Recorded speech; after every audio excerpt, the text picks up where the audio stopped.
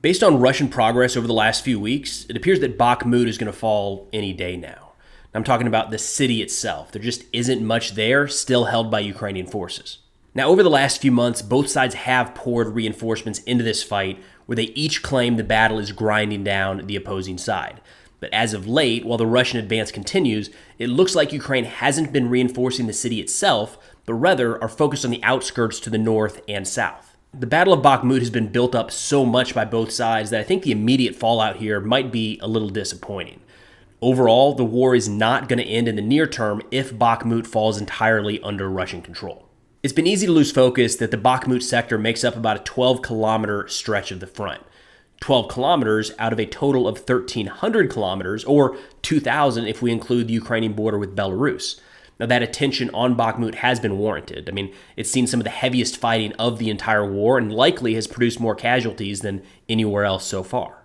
Casualties suffered and equipment lost is one of the major questions of how the Battle of Bakhmut will influence the war going forward. The other is tied to geography. How taking Bakhmut could influence future Russian or Ukrainian plans. And more on that in a second. The bottom line is that we don't know casualty figures for either side at Bakhmut. I'm confident in saying that they're pretty high, but it's not even clear if the losses are heavily skewed in one direction or another. On the one hand, Ukraine has been fighting from well-entrenched defensive positions all across the city.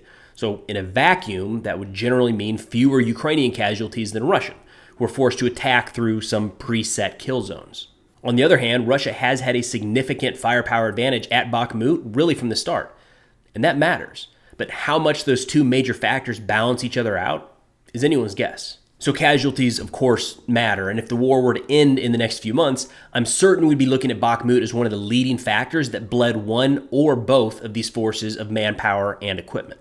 Overall, my belief here is that the casualties and losses have been very high, higher than any other fight so far in this war, but not to the extreme where it's crippled either side. My thinking is that if, Ukraine was so ground down, how have they been able to hold the rest of the lines and really only give up minor chunks of territory around Marinka and Avdiivka? I mean, since the start of the year, Russia's gained around 4 square kilometers in Marinka and roughly 50 square kilometers around Avdiivka, which has mostly been rural terrain and small villages to the north of the city. On the other hand, if Wagner was completely or mostly depleted, how are they able to keep pressing through the city center of Bakhmut? Again, no doubt that both sides have suffered pretty substantial casualties at Bakhmut, but it may not have been the death blow that the nickname meat grinder implied. Now, it is possible, again, something we may not know for a bit, but it is possible that the fight at Bakhmut has impacted Ukraine's ability to launch their counteroffensive as originally intended. The second major factor around Bakhmut is the territory and what happens to the future fight if Russia takes control of the city. The argument here has long been that Bakhmut is the key to the Donbass, that taking Bakhmut opens up a path for Russian forces to press further west and threaten Sloviansk and Kramatorsk. You can see this pretty clearly on the map here, but it's a little more complicated as the battle plays out. Ukraine has been developing defensive positions in depth for some time to the west of Bakhmut, so it's not as though if a breakthrough happens, it's smooth sailing for Russia to the next city. And we also have to consider the state of the forces that took part in the Bakhmut campaign. I have zero confidence that Wagner has been reconstituted enough after all of this to lead the charge into the next line of Ukrainian defenses. That opens the door for Russia to rotate in a new unit, but why is that going to be any different than anywhere else along the front? If Bakhmut falls, the door to the Donbass could be open, but that path is still lined with minefields, protected by strongpoints, and covered by artillery fire. In short, the fight there isn't going to get a lot easier. It's just shifting from an urban battlefield to more of a rural one. And finally, as Russia closes in on the western edge of Bakhmut, it's not all positive assessments from their side. Rybar recently posted a telegram talking about Bakhmut, saying, quote, "The Ukrainian formations fulfilled the main task. They forced the armed forces of the Russian Federation to stretch and remove the most combat-ready units from other critical areas, forcing them to be transferred to threatened areas of the front." They continue, quote, "As a result, fierce battles are taking place on the flanks of the Bakhmut group, into which the parties are pouring more and more forces. Now, unfortunately, we're in the position of playing along and following Ukraine's lead, pulling the most experienced units of the armed forces of the Russian Federation into the Bakhmut meat grinder." So there is some nervousness, or at least caution, on the Russian side that as things appear to be wrapping up in Bakhmut itself, Russian forces may be playing into a larger Ukrainian plan. All right, you know that whole debate around the Patriot missile system being targeted in Kyiv a few days ago? Little update there. So just as a refresher, on the evening of May 15th into the morning of May 16th, Russia fired 18 total missiles along with a few drones at Kyiv.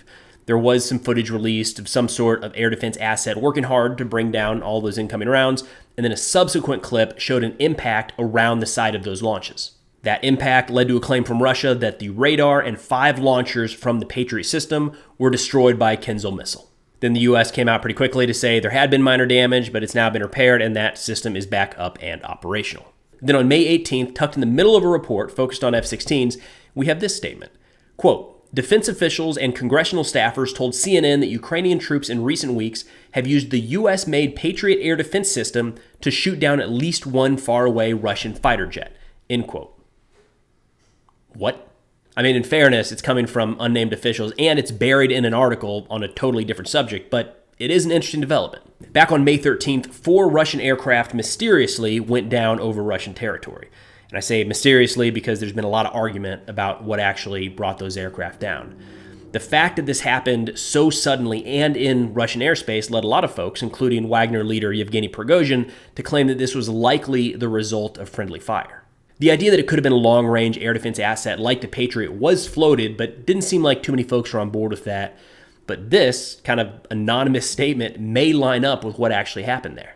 I mean, the Russian aircraft in this incident were down about 50 kilometers from the border, and there are plenty of Patriot munitions that can range that. So coming back full circle to the targeting of the Patriot in Kyiv.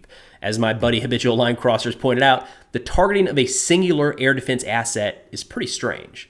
Usually the suppression or destruction of air defense assets is part of a larger plan. It opens up the airspace for additional strikes.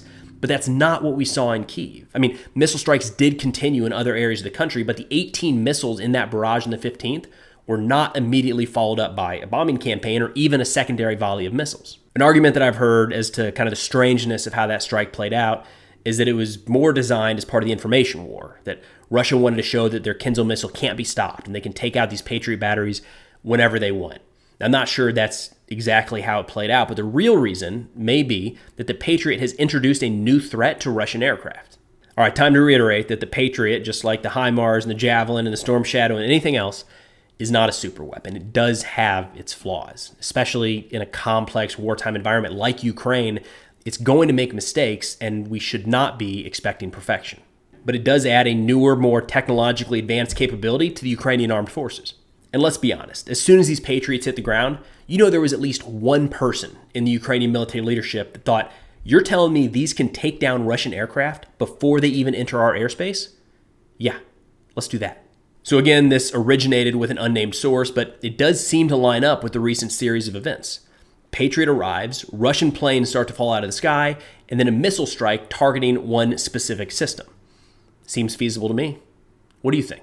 But that's all I got for now. Thanks for watching. I'll see y'all next time.